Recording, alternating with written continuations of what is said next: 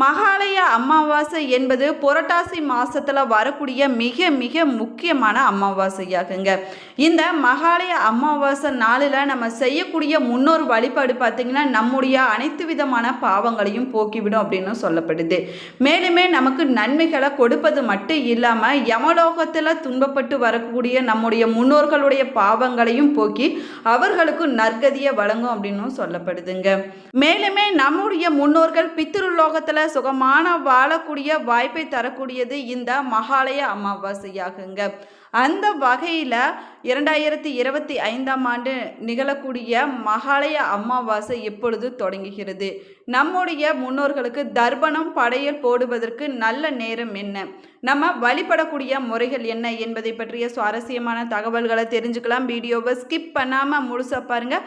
நம்ம சேனலை இப்போ தான் ஃபர்ஸ்ட் டைம் பார்க்குறீங்க அப்படின்னா நம்ம சேனலை இன்னும் சப்ஸ்கிரைப் பண்ணலன்னா சப்ஸ்கிரைப் பண்ணிக்கோங்க. கூடவே இருக்கிற பெல் ஐக்கானையும் ப்ரெஸ் பண்ணிக்கோங்க. வாங்க வீடியோக்குள்ளே போகலாம். உங்களுக்கு ஜோதிட ரீதியாக சந்தேகம் இருந்தாலும் சரிங்க, தனிப்படையாக ஜோதிடம் பார்க்க விரும்பினாலும் சரி, இந்த வீடியோவுக்கு கீழே டிஸ்கிரிப்ஷனில் வராகி அம்மன் ஜோதிட நிலையத்தோட தொலைபேசி எண் கொடுத்துருக்குறேன். இந்த எண்ணுக்கு தொடர்பு கொண்டு பேசி பாருங்கள். உங்கள் வாழ்க்கையில் இருக்கக்கூடிய அனைத்து பிரச்சனைகளுக்கும் சரியான தீர்வு கிடைக்குங்க. வாங்க வீடியோக்குள்ளே போகலாம். நீங்கள் உங்களுடைய முன்னோர்களுக்கு எந்த அமாவாசையில் தர்ப்பணம் கொடுத்தீங்க என்பதை மறக்காமல் கமெண்ட் பாக்ஸில் கமெண்ட் பண்ணுங்கள். மகாலய பட்சத்தில் வரக்கூடிய இந்த 15 நாட்களுமே ரொம்ப ரொம்ப முக்கியமானதாகுங்க. மகாலய அமாவாசை நாளில் நம்ம செய்யும் வழிபாடுகள் தானங்கள் போன்றவற்றில் ஏதாவது ஒரு வடிவத்தில் நம்முடைய முன்னோர்களை நேரடியாக பெற்றுக்கொள்வதாகவும் நமக்கு முன்னோர்களை நேரடியாக ஆசி வழங்குவதாகவும் அதன் மூலமாக பித்ரு தோஷம் பித்ரு சாபம் போன்றவற்றிலிருந்து நம்மால் விடுபட முடியும் அப்படின்னு சொல்லப்பட்டிருக்குதுங்க.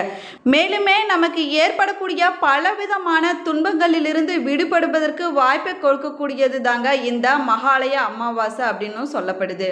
வருஷத்துல வரக்கூடிய எல்லா அமாவாசையும் முக்கியமானது அப்படின்னு சொன்னாலும் கூட 3 அமாவாசைகள் ரொம்ப ரொம்ப முக்கியமானதாகவும் சொல்லப்படுதுங்க. அதில் ஆடி அமாவாசை, தை அமாவாசை, புரட்டாசி மாசத்துல வரக்கூடிய மகாலய அமாவாசை ரொம்ப ரொம்ப முக்கியமான அமாவாசையாகுங்க. இந்த அமாவாசை நாளில் நம்முடைய முன்னோர்களுக்கு தர்ப்பணம் சிதார்த்தம் செய்வது ரொம்ப ரொம்ப முக்கியமானதாகுங்க. ஒரு வருஷத்தில் வரக்கூடிய மிக முக்கியமான 3 அமாவாசைகளில் ஒன்றாக சொல்லக்கூடியது தாங்க புரட்டாசி மாதத்தில் வரக்கூடிய மகாலய அமாவாசையாகும். மகாலய அமாவாசைக்கு முந்தைய 15 நாட்களும் மகாலய பட்சம் அப்படின்னும் அழைக்கப்படுது. மேலுமே பித்ருலோகத்தில் இருக்கக்கூடிய நம்முடைய முன்னோர்கள் பூமிக்கு நம்முடன் தங்கி இருந்து நம்ம செய்யக்கூடிய வழிபாடுகள் தர்ப்பணம் போன்றவற்றை ஏற்றுக்கொண்டு நமக்கு ஆசை வழங்கக்கூடிய காலமாகவும் இந்த காலம் சொல்லப்பட்டிருக்குதுங்க. மேலுமே பார்த்தீங்கன்னா மகாலய பட்சத்தின் 15 நாட்களும் முன்னோர்களுக்கு தர்ப்பணம் செய்வது ரொம்ப ரொம்ப சிறப்பானதாகும். அப்படி செய்ய முடியாதவங்க மகாலய அமாவாசை நாளில் மட்டுமாவது கண்டிப்பாக உங்களுடைய முன்னோர்களுக்கு நீங்கள் தர்ப்பணம் செஞ்சு உங்களுடைய முன்னோர்களை நீங்கள் வழிபடுவது ரொம்ப ரொம்ப சிறப்பானதாகுங்க. இந்த வருஷம் மகாலய பட்சம் செப்டம்பர் 8ஆம் தேதி தொடங்கி செப்டம்பர் 21ஆம் தேதி வரைக்கும் இருக்குதுங்க. செப்டம்பர் 21ஆம் தேதி மகாலய அமாவாசை விரதமானது கடைபிடிக்கப்படுது. செப்டம்பர் 21ஆம் தேதி அதிகாலை 1:03 மணிக்கு திதி தொடங்கி செப்டம்பர் 22ஆம் தேதி அதிகாலை 1:42 மணி வரை அமாவாசை திதியானது இருக்குதுங்க.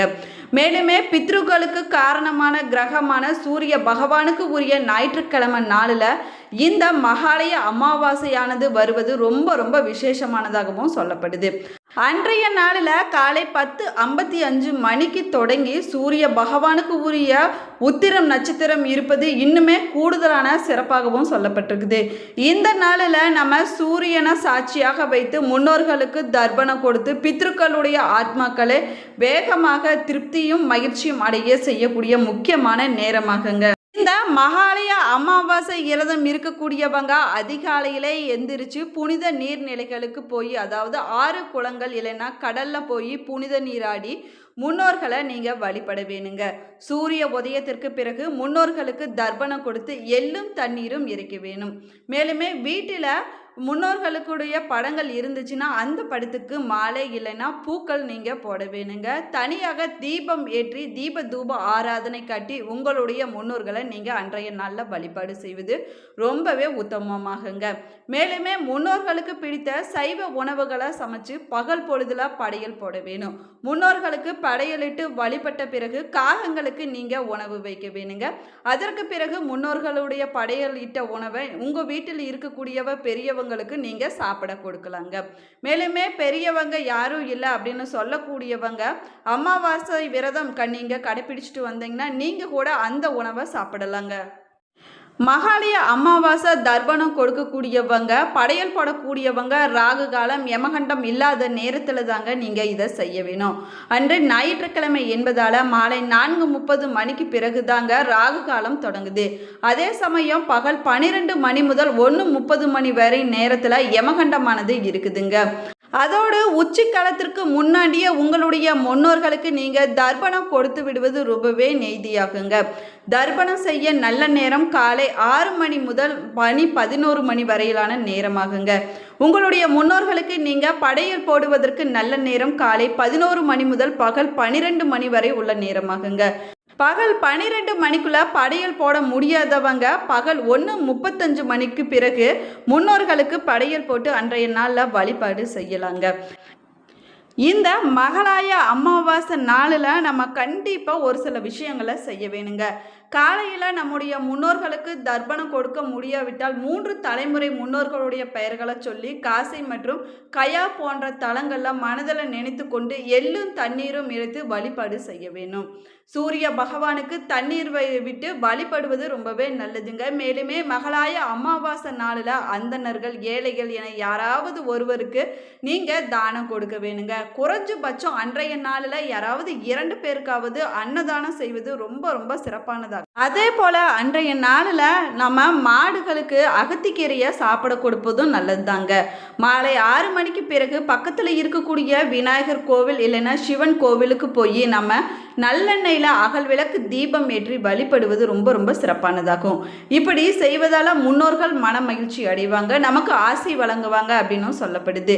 இதனால் நம்முடைய குடும்பத்தில் எப்போதுமே மகிழ்ச்சியும் நன்மைகளும் ஏற்படுங்க. நம்முடைய வீட்டில் நிம்மதியும் வளர்ச்சியும் நிறைந்திருக்கும் அப்படின்னும் சொல்லப்படுதுங்க. மொத்தமாக இருக்கக்கூடிய 16 திதிகளில் அமாவாசை திதி மட்டும் முன்னோர்கள் வழிபாட்டுக்குரிய திதியாகவும் சொல்லப்படுது. மற்ற நாட்களில் காலையில் குளித்து முடித்ததும் விளக்கேற்றி வீட்டில் நம்ம இறை வழிபாடு செய்வோங்க. ஆனால் அமாவாசை நாளில் மட்டும் நம்ம காலையில் எழுந்தோடனையும் முதல்ல புனித நீராடி முன்னோர்களுக்கு தர்ப்பணம் கொடுக்க வேணும். முன்னோர்களை வழிபட்ட பிறகுதாங்க நம்ம தெய்வங்களை அன்றைய நாளில் வழிபாடு செய்ய வேணும் அப்படின்னும் சொல்லப்பட்டிருக்குது. மேலுமே முன்னோர்களுடைய ஆசை இருந்துச்சுன்னா இறைவனுடைய அருளானது நமக்கு கிடைக்குங்க. அமாவாசையில் முன்னோர்களுடைய அருளை பெறக்கூடிய நாளாகவும் சொல்லப்பட்டிருக்குது. அமாவாசை என்பது முன்னோர்கள் வழிபாட்டுக்குரிய நாளாகுங்க. அதோடு முன்னோர்களுக்கு உரிய கிரகணமான சூரிய பகவானை வழிபடுவதற்குரிய நாளாகுங்க. அது மட்டும் இல்லாமல் அமாவாசை நாளில் நம்முடைய முன்னோர்களுக்கு நம்ம தர்ப்பணம் கொடுத்த பிறகு சூரியனுக்கு தண்ணீர் படைத்து நம்ம வழிபட வேணும் அப்படின்னும் சொல்லலாங்க. இந்த நாளில் நம்ம அளிக்கக்கூடிய பிண்டதானம், தர்ப்பணம், தான தர்மங்கள் பலன்கள் நம்முடைய முன்னோர்களை சென்றடையும் அப்படின்னு நம்பிக்கையாக சொல்லப்படுது. மேலுமே பார்த்தீங்கன்னா அமாவாசை திதி என்பது முன்னோர்கள் வழிபாட்டிற்கு உரிய திதியாகவும் இந்த சமயத்தில் சொல்லப்பட்டிருக்குது. இந்த நாளில் முன்னோர்களை நினைத்து விரதம் இருந்து அவர்களுக்கு சிதார்த்தம், பிண்ட தர்ப்பணம், தானம் ஆகியவற்றை செய்வதால் நமக்கு அமைதியும் மகிழ்ச்சியும் கிடைக்குங்க. அதனால தான் அமாவாசை திதியில் முன்னோர்களை வழிபடுவதும், நம்ம விரதம் இருப்பதும், புனித நதிகளில் போய் நம்ம நீராடுவது, நம்ம தான தர்மம் செய்வது ரொம்ப ரொம்ப சிறப்புக்குரிய விஷயமாகவும் சொல்லப்படுது. அதுலேயும் புரட்டாசி மாசத்துல வரக்கூடிய மகால அமாவாசை பலவிதமான துன்பங்களை போக்கக்கூடியது அப்படின்னும் சொல்லப்படுதுங்க.